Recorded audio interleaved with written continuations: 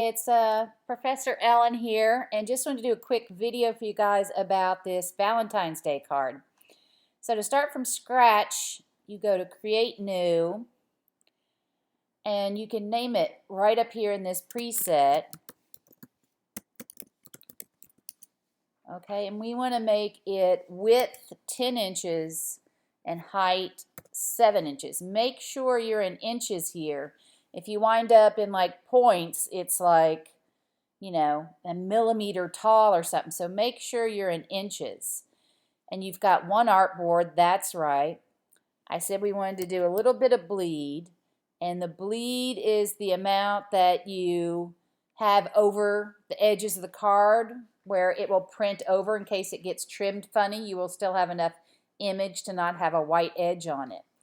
And we want to do CMYK because we're printing on the actual inkjet printer. And think about it, you put those 4 color inks in your printer. All right, and high 300 DPI, so that's good. So create. All right, so we wind up with this, and it's a horizontal card. Okay, and one of my little tricks that I like to do is go to rulers, show rulers, and see these little black rulers pop up everywhere.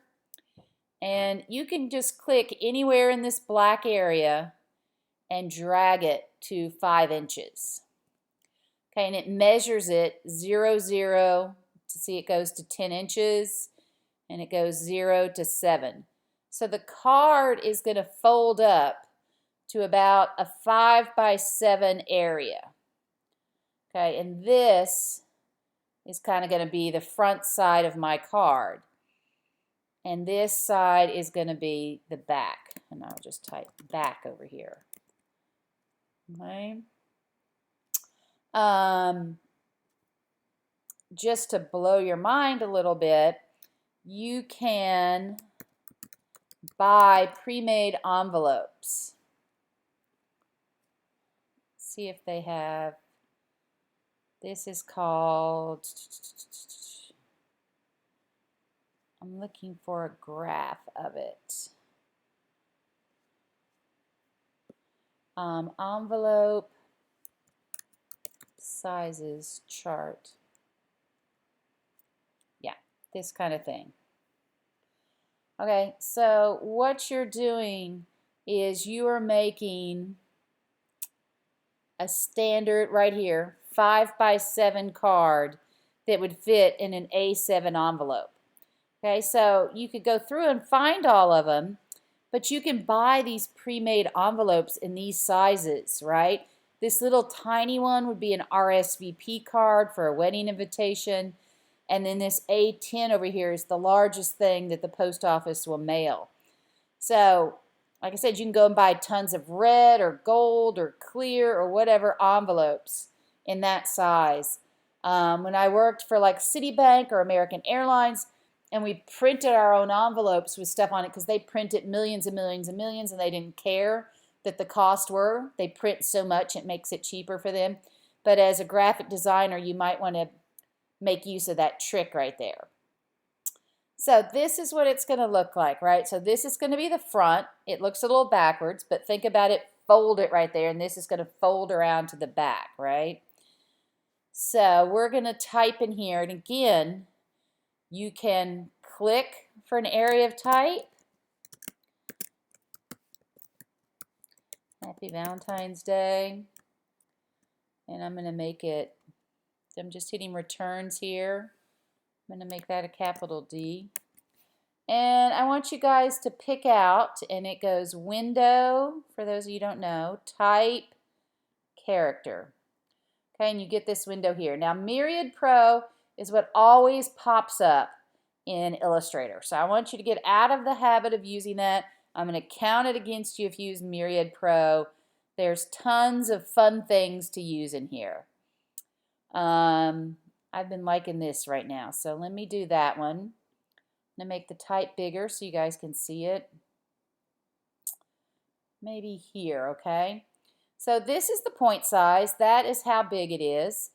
Just so you have reference, 72 points is 1 inch tall. Okay, so mine's going to be a little bit smaller than that. The leading is the space between the lines. Okay, you can see how that does.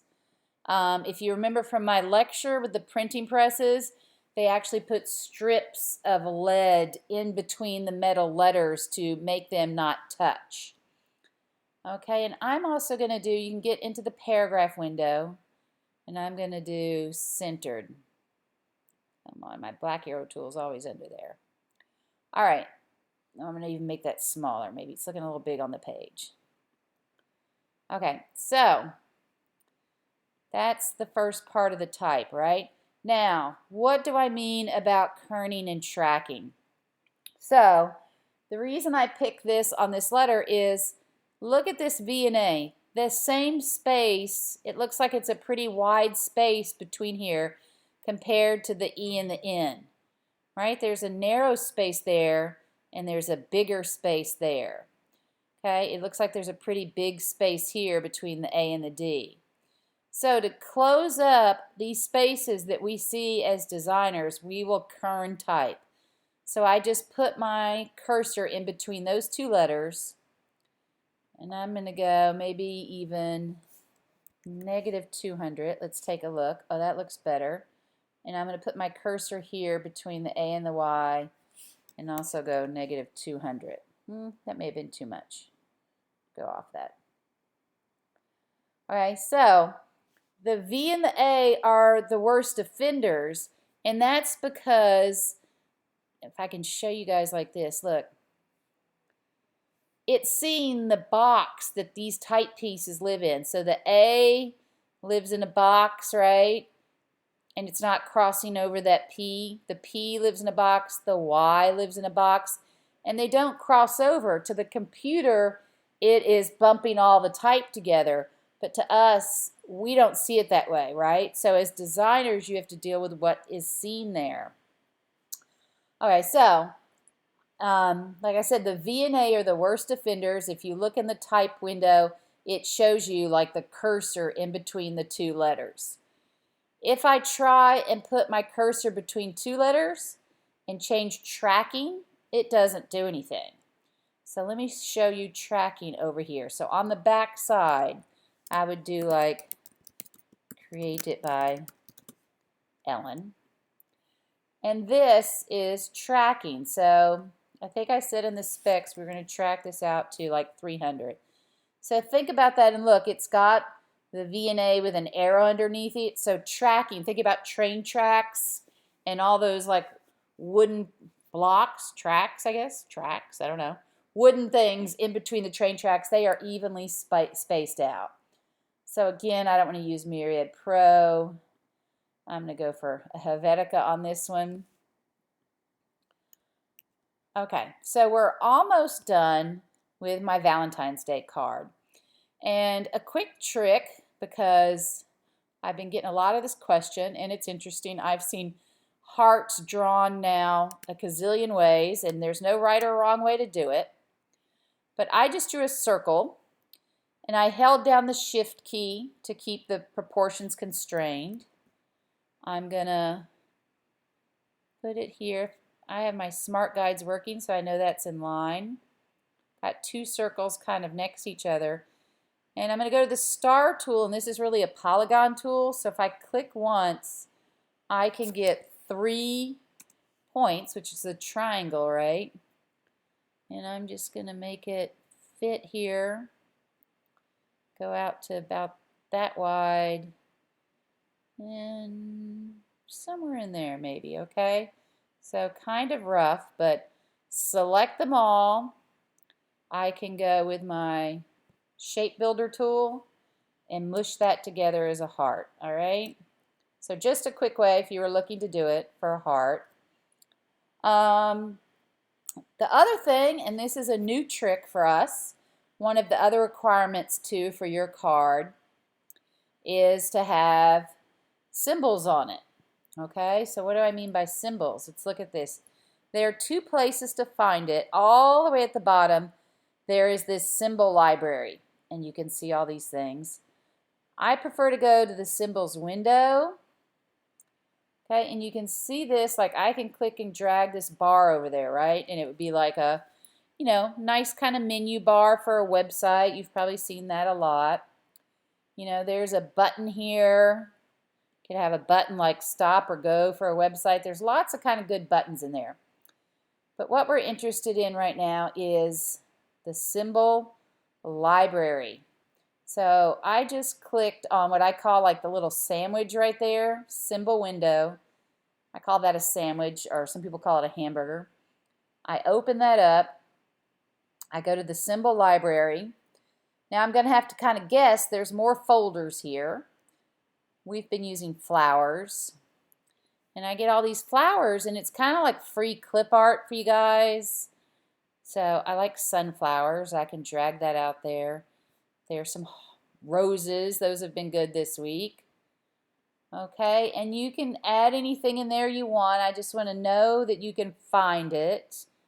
There were some funny things in Tiki Bar. I haven't looked at nature yet. Oh, look, bugs. Oh, kind of like the nautilus shell, maybe. There's leaves, fish, a feather.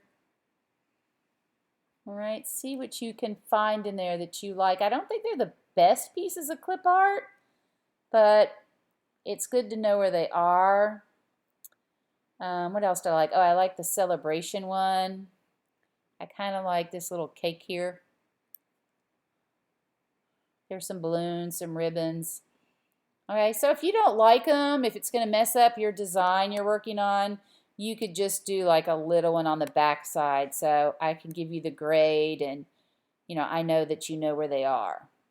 Okay, or you can use them. Some people I saw had made like a bouquet out of them. Some guy made a frog, and he put a little daisy in the frog's hat that he had on. All right, so those are the symbols.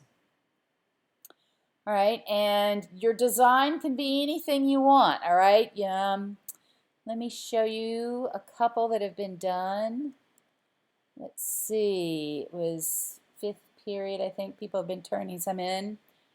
I don't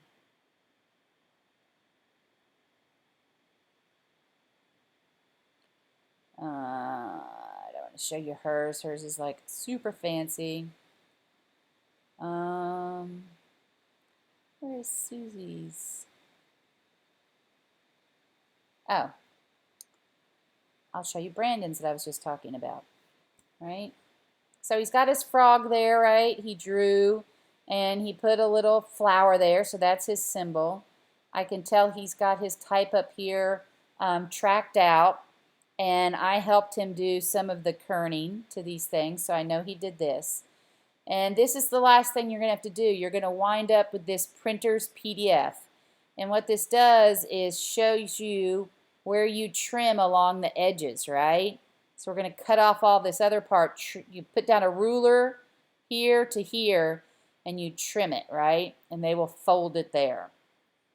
This shows the printer you're using CMYK, and if they need to put it back on the press to print anything again, they have these registration marks to line everything up. Okay, so that's an example of a done one.